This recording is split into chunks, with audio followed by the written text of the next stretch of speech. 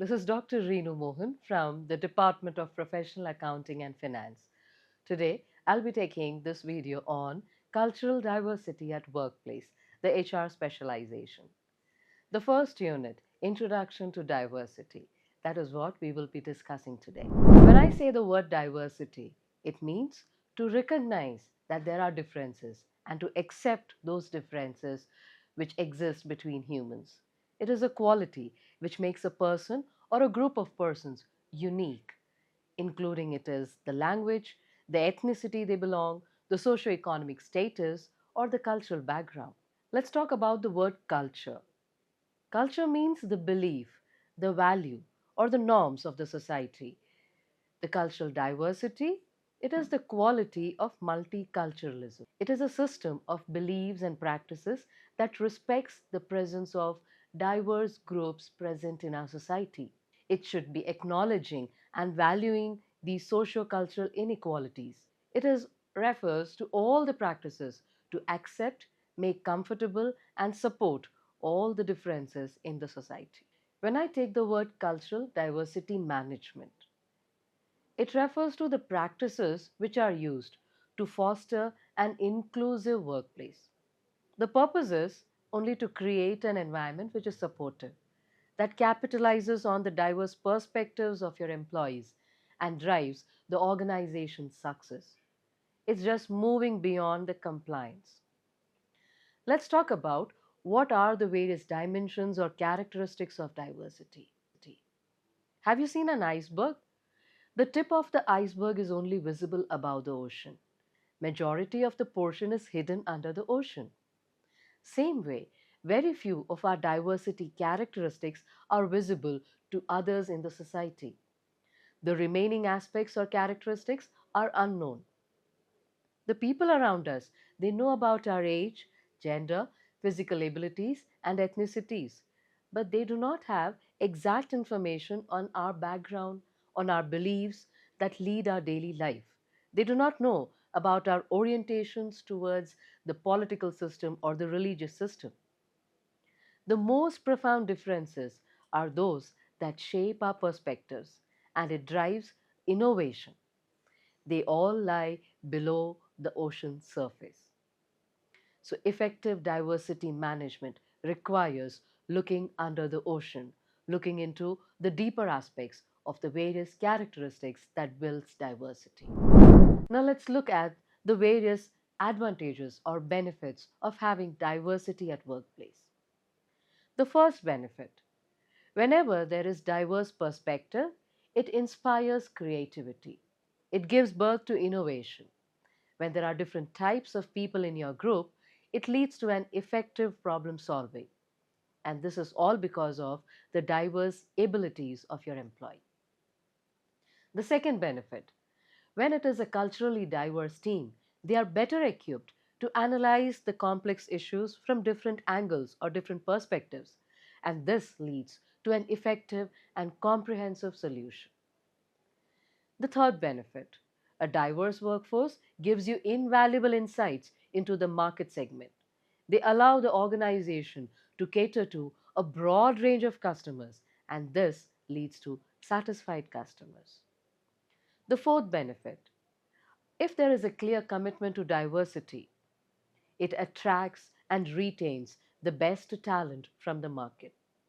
A culturally diverse business will attract the talented, ambitious, and globally minded professionals, and who will always appreciate the opportunity given to them for their personal growth and the professional growth. Now, after talking about the advantages of diversity at workplace, we need to ponder on certain challenges that are also coming along with it. The first challenge, because there is difference in the language, norms, style, it all results in misunderstandings. And this affects the team cohesion. It's not just the verbal communication, the non-verbal communication is a very delicate part of our cultural interactions. And this is what usually causes the misunderstandings. And sometimes we even offend our team members who belong to different country, different state, or different culture. Next, If there are some underlying prejudice between culture, then there would be less inclination to work together in a team. When people have a negativity, this negative cultural stereotype is very, very seriously affecting the morale of the people. When the morale is affected, productivity is affected. So, overcoming these biasness and feelings of being threatened by a changing status quo. When we lead a diverse team, it requires high degree of adaptability. Management is very, very complex and difficult in these culturally diverse workflows. The manager must have a deeper understanding of the backgrounds of the employees to handle them perfectly. So, since now we are aware about the challenges concerned in the diverse workforce, we must look forward to the strategies that we can take up for managing diversity. So, now I'll be talking about the 5 strategies. First one, establish clear communication. Second, cultivate cultural intelligence. Third, foster a culture of inclusivity. Fourth, create protocols when it is conflict to be resolved. Fourth, encourage cross cultural learning. So, let me take you to the first point, clear communication practices. Whether it is an oral communication or written communication, we should be very, very clear. The documents that are shared, it should be centralized document with ample of information. The language should be very, very clear and avoid idioms that will not be able to be grasped by the employees. Always encourage more an open communication among your team members. If your team members have any doubt, they should be open to ask and the manager should be open to answer them. Let's move on to the second strategy, developing cultural intelligence.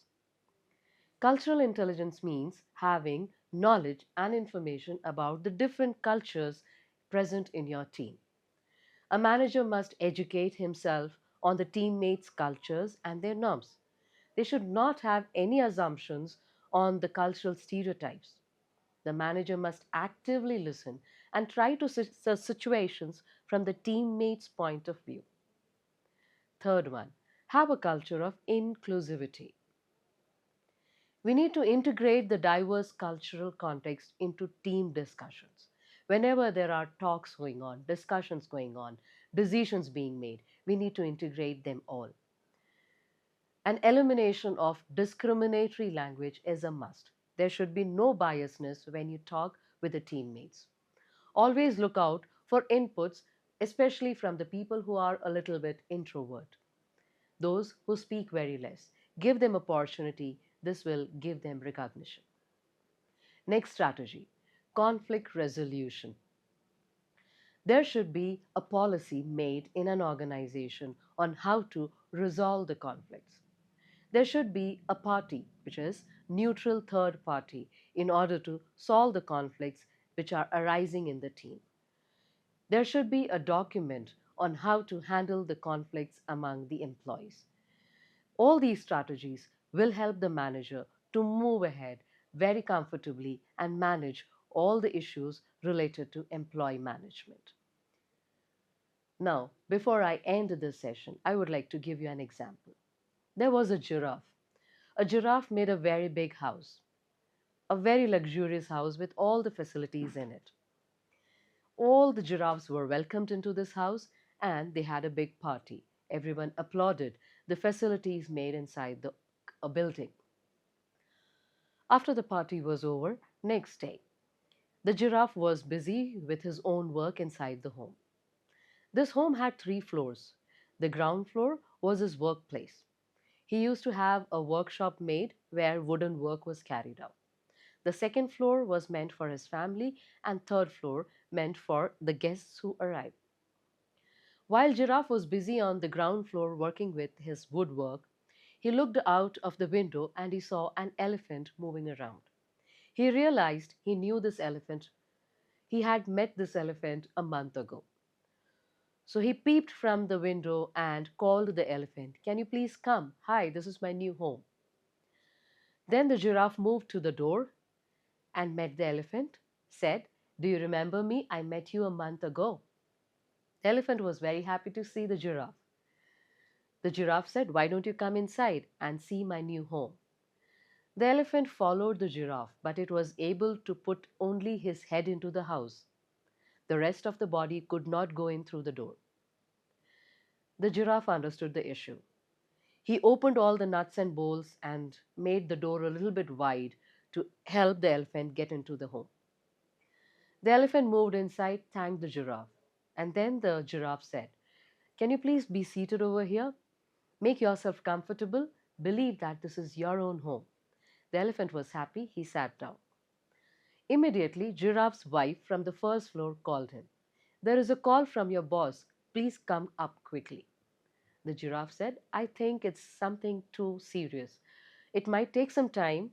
Please don't worry. Make yourself comfortable. I'll be back in some time." The giraffe climbed up the stairs and went to the first floor. Elephant roamed around the room, looked at all the things, and then he was feeling a little bit thirsty. So he thought, "Let me climb up the stairs and go to the first floor." As he started climbing up on the stairs started making sound because of the elephant's weight. The giraffe's wife looked down and said, "What happened? Do you need anything?" The elephant said, "Oh, if I could get a glass of juice." The wife understood that it is difficult for the elephant to climb up the stair. She said, "I'll bring it down. Please don't climb." The juice was brought down to the ground floor. Elephant had the juice, thanked the wife, and then he said, "It seems your husband will take some more time. Uh, can you take me around the house?" The giraffe's wife knew that it will be problematic, but she could not deny. She said, "Okay, come around." They started climbing up the stairs. As they moved on to the first floor, there was a big crack. The elephant skipped and he fell down, breaking down 3 stairs of the house. Hearing the big sound and noise, the husband also came down. When he saw the chaos, he was sorry. "I did not know it would be so difficult. I had told you make yourself comfortable, but I know it is not possible. Can we all go out and have a coffee at the restaurant?" So they all went out of the building. This is how what happens in the organizations. When I make an organization, I make a company where I'm comfortable. I do not think about the employees who will be joining in this organization in the future. They enter in, they try to adjust, but it's very difficult for them to survive in the company which was made for me, which was made for my desires. It needs to be adjustable, it needs to be flexible to accommodate everyone. Thank you.